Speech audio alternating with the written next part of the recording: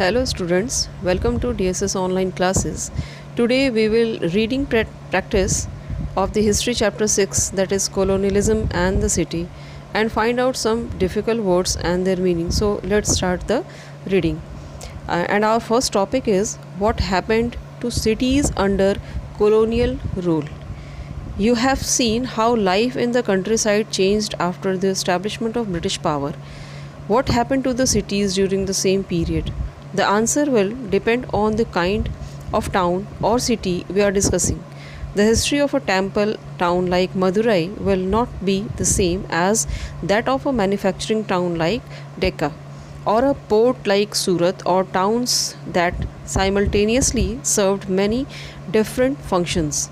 In most parts of the Western world, modern city emerged with industrialization. In Britain, industrial cities like Leeds and Manchester grew rapidly in the 19th century and 20th century as more and more people sought job, housing, and other facilities in these places. However, unlike Western Europe, Indian cities did not expand as rapidly in the 19th century. Why was this so?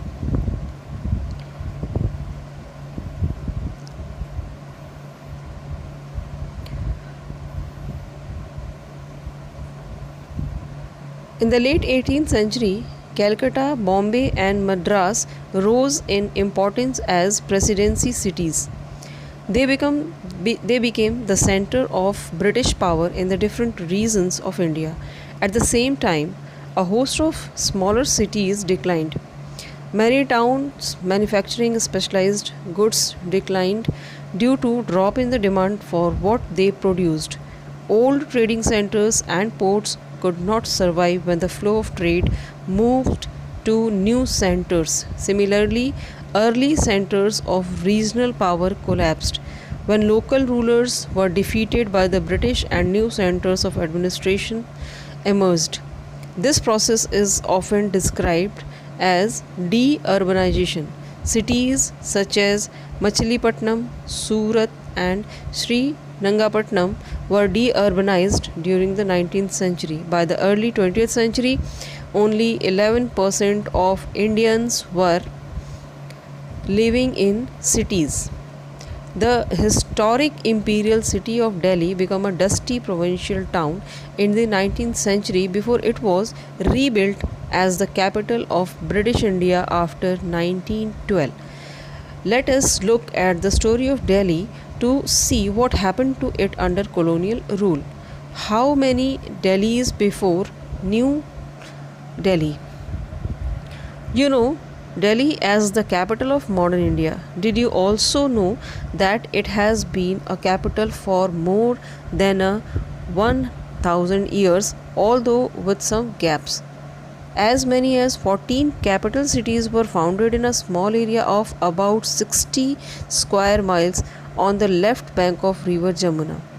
The remains of all capitals may be seen on a visit to the modern city state of Delhi.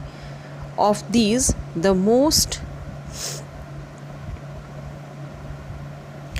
important are the capital cities built between the 12th and 17th century. The most splendid capital of all was built by Shah Jahan. Shah Jahanabad was begun in 1639 and consisted of a fort palace complex and the city adjoining it, Lal Killa or the Red Fort, made of red stone, contained the palace complex. To its west lay the walled city with 14 gates. The main streets of Chandni Chowk and Faiz Bazaar were broad enough for royal processions to pass. A canal ran down the center of Chandni Chowk. Set amidst densely packed mohallas and several dozen bazaars, the Jama Masjid was among the largest and grandest mosques in India. There was no place higher than this mosque within the city then.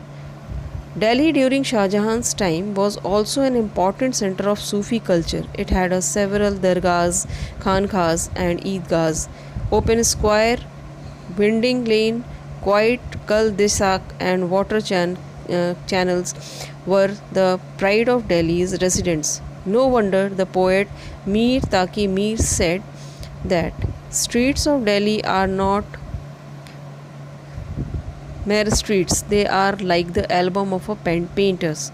Yet even this was no idle city, and its delights were enjoyed only by some.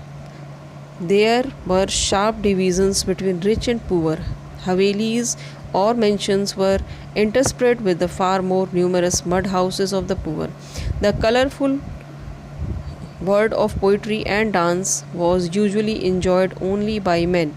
Furthermore, celebrations and professions often led to serious conflicts.